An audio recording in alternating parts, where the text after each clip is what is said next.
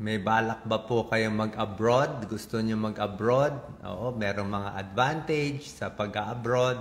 Mas malaki ang kita sa abroad, lalo na kung meron kayong opportunity, advantage and disadvantage. Pero bilang doktor, kailangan papasa muna kayo sa medical exam. Diba? Lahat naman nag-abroad, merong medical exam. So magbibigay tayo ng tips, anong mga sakit na binabantayan para makapasa sa application nyo sa abroad, or minsan kahit yung mga trabaho nyo dito, kailangan nyo rin ng medical eh. So ito yung mga iingatan natin. Itong mga test, depende yan sa bansa eh. May mga bansa mas stricto, mas maraming gusto i-testing ng mga nakakahawa na sakit. Merong bansa na hindi ganun ka-stricto. Depende rin sa kumpanya ninyo at kung ano yung trabaho mo. Let's say, trabaho mo, food handler, tagahawak ng pagkain. So, baka mas strict. So, ako po, bilang internist, bilang cardiologist, madalas sa akin napapasa itong ganito eh. Merong 12 sakit na usually binabantayan. Okay, hindi naman itong 12 chine-check lagi. Pero, meron dito mga basic na kailangan pasado kayo. Kasi kung meron kayo nitong sakit na iilan dito, hindi makaka-abroad eh. Okay? Basic check-up kasi, siyempre, pag nakita ka ng doktor, check mo na siyempre blood pressure, pasado, heart rate, pasado, physical exam, pasado. Sabihin, examine ka ng doktor, kailangan walang murmur o malakas na tunog sa puso, di ba? O sa baga, may kakaibang tunog. Basically, may CBC, complete blood count, may urinalysis, at may chest x-ray. Yun, kadalasan yun ang pinaka-basic eh. Pero meron pa mga ibang mga test. O, tingnan natin ha. Tsaka meron tayong tips. Minsan kasi, dapat naman pasado eh. Pero minsan na bumabagsak eh. Okay. 12. Ang number 1 na iniingatan talaga ng mga ibang bansa, number 1 out of 12 to number 1 is tuberculosis. TB. Napakarami kasing tuberculosis sa Pilipinas. Iba tawag natin ng TB sa Pilipinas, tawag natin mahina ang baga. May peklat sa baga, mahina ang pulmon, pero actually tuberculosis. Yung bata, mahina ang baga, o bigyan ng vitamina sa baga, madalas tuberculosis yon. Sinasabi lang vitamina sa bata, pero primary complex. Kasi sa Pilipinas, ang active tuberculosis, marami. Almost 1 million or more. So, itong TB, nakikita sa x-ray. So, pag pina-x-ray kayo, nakita may lamat dito sa taas, sa apical portion. Diba? Sasabihin, apicolordotic. Pag may nakitang lamat dito, peklat sa taas, sasabihin ng doktor, tuberculosis. So, magiging bagsak na. Diba? Hindi na kayo makakapasa sa abroad. Sayang naman. Pero minsan, meron tayong konting tips. Okay? Kung pina-x-ray kayo ng ganoon, may lamat, baka po pwede pa-x-ray kayo sa ibang laboratory. May chance pa rin kasi alam nyo, yung mga x-ray machine kasi may bago, may luma. Minsan yung mga bagong x-ray machine, malinaw, makikita wala namang findings. Tapos pag pina-x-ray mo sa ibang laboratory na medyo luma, medyo malabo ang kuha, sasabihin, baka may tuberculosis. So, huwag agad malulungkot, pa-x-ray kayo sa iba. Kung po pwede, kung allowed kayo na, or magpa-x-ray kayo sa dalawa. Misa kasi ganun may x-ray, sasabihin, positive ka, may x-ray negative. So, may chance pa, okay, sa tuberculosis.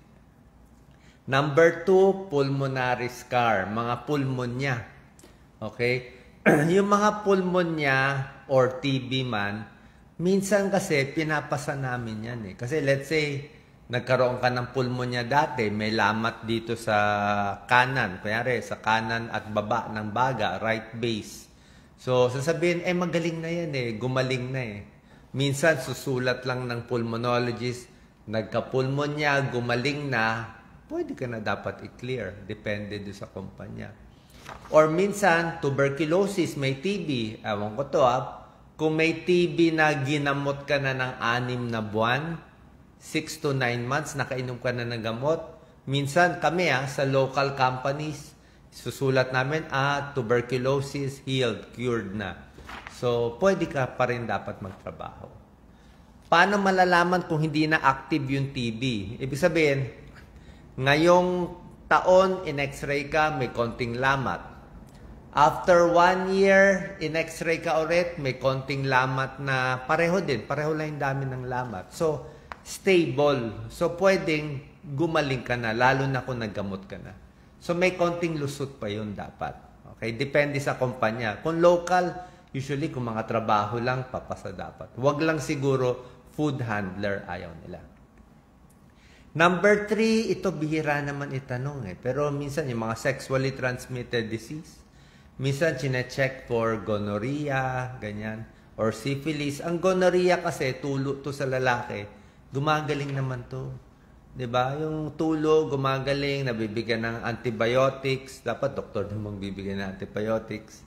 Yung mga ciprofloxacin at iba pa, meron mga injection. Pag nagamot yung tulo, dapat okay na yun cleared ka dapat. Okay? So, wag ka pupunta, wag ka magpapacheck up ng may tulo pa, paayos mo muna. Number 4, infectious disease na pag chinek ito, bawal din mag-abroad. Depende. Hepatitis B. Okay, pwede kayo magpa-check ng hepatitis B, hepatitis profile. May ibang kumpanya din naman nag-check ng hepatitis B. Pero, ang problema lang sa Pilipinas, ang daming may hepatitis B antigen. Ang dami. Siguro 16% ng Pilipino. So, sa 10, mga 2, almost 2, may Hep B. Bakit? Minsan yung nanay may hepatitis B, hindi nagamot. Diba? Napasa sa anak. Tapos yung anak nagkaroon. Dahil marami may hepatitis B, nagtatalik sa ibang walang hepatitis B, nahahawa. Sexually transmitted din kasi. So, Hepa B, yan. Pag napacheck kayo, Hepa B, Hepa C, minsan hindi rin pumapasa. Dito, hindi tayo makakalusot dito kasi Hepa B talaga to Pwede siguro, minsan may positive, minsan may negative.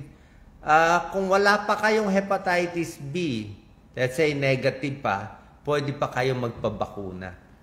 Maganda yung bakuna sa hepatitis B. Let's say hindi pa kayo immune. Diba? Wala pa kayo ng antibody, pwede kayong magpabakuna. 3 bakuna yon para may panlaban sa Hep B. So, depende dun sa laboratory nyo. Number 5, sakit. Ito, bihira lang naman itanong, pero HIV. Okay? Pag may HIV positive, malamang di na makaka-abroad.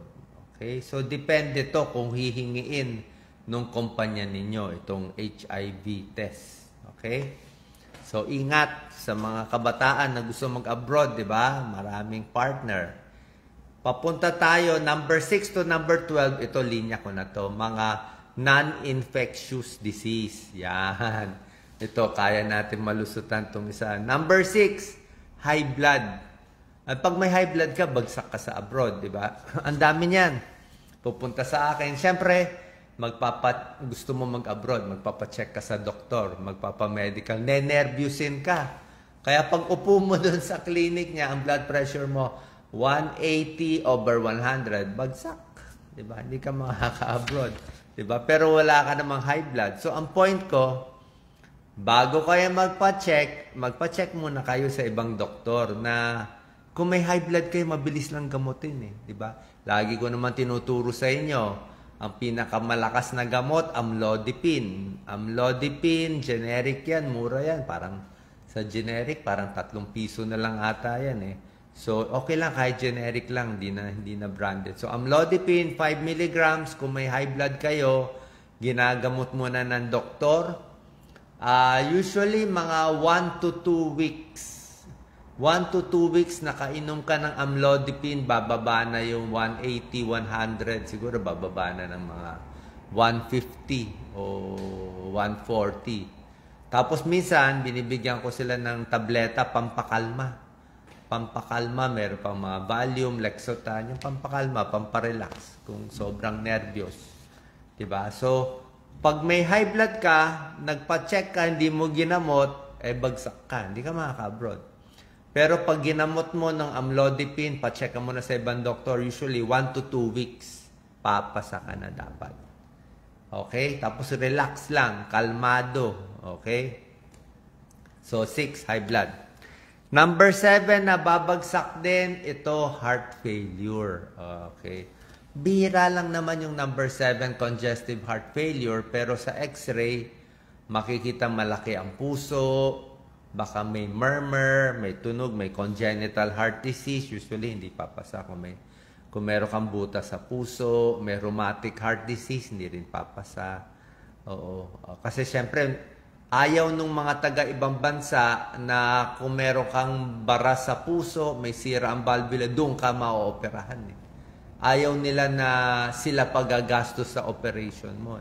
So gusto nila, pag alis mo, medyo clear ka, kaya mo magtrabaho, kaya medyo nga mas bata ang gusto nila.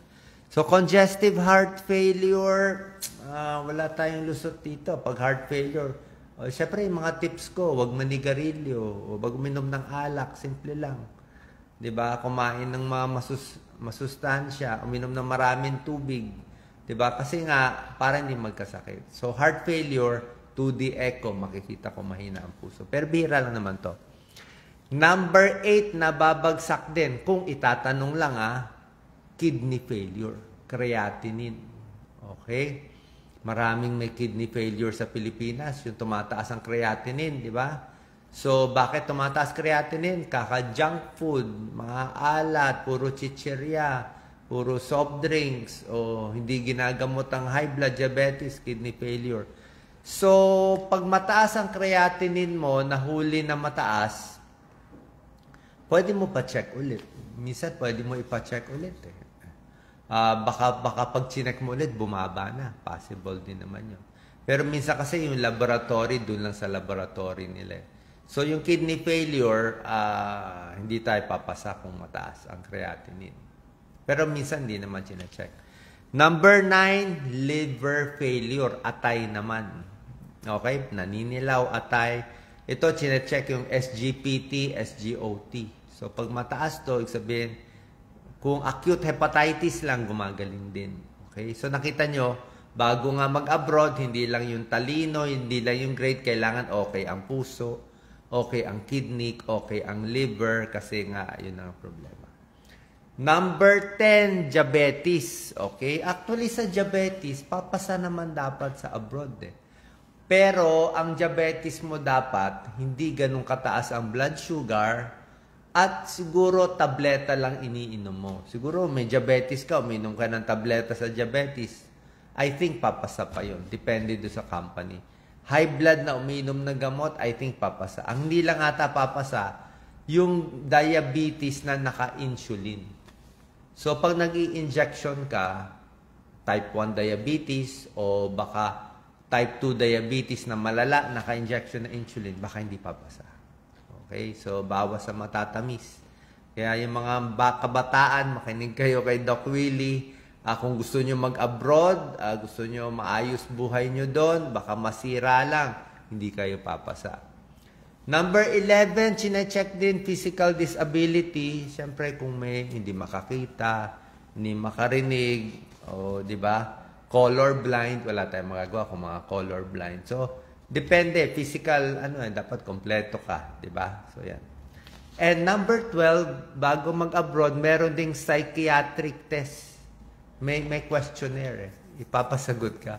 Kung may topak ba, kunyari, kung sinagot mo, pag nainis ako sa katrabaho ko, susuntukin ko siya. Hindi ka na makakapasa nun. So, dapat ang sagot mo mabait. Diba? So, merong psychiatric test through questionnaire. Tinatanong yung mental ability. At lastly, merong ibang bansa humihingi din ng vaccination status. Yung bakuna mo. Saan yung record mo? Kaya nga importante. Ito yung mga lumang bakuna. Nabakunahan ka ba sa MMR, mumps, measles, yan, rubella. Nabakunahan ka na ba sa tetanus? Sa diphtheria, nabakunahan ka na ba sa hepatitis B o sa chickenpox minsan. So, depende sa bansa. Siyempre, ayaw nila pumunta doon na hindi bakunado baka sila mahawa dun sa ibang bansa. Okay, so ito po yung mga tinetest nila. Binigyan ko na kayo ng tips. Diba? So, konting diet, maayos ang tulog, relax lang para pumasa. Meron ding mga pros and cons of working abroad. I'm sure alam nyo na to. Siyempre, maraming advantage din sa abroad. Siyempre, mas malaki ang kita. Okay? Marami kang matututunan, cultural exposure, professional growth, mas gagaling ka doon sa trabaho mo. Siyempre, bago yung lugar. Personal development, di ba? Mas gagaling ka. Marami kang life skills matututunan. Matuto kang magsalita, mag-adapt, mabuhay mag-isa. Number 5, meron kang international experience, 'di ba? Sanay ka na, 'di ba? Mas marami ka nang alam. Number 6, syempre, masarap sa abroad na marami kang adventure kaysa paulit-ulit dito nakikita mo. At bilang doktor, meron pa ako nakikitang advantage, lalo na kung napunta kayo sa mga mayayamang bansa. Sa mayamang bansa, wala kayong traffic.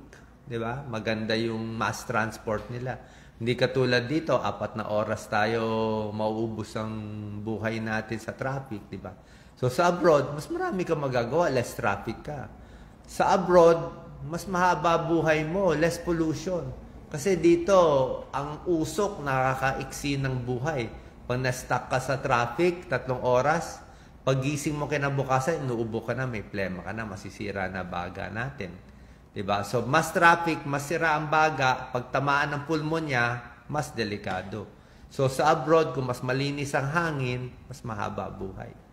Yung mga buhay sa ibang bansa, ano ba yung mga longest living?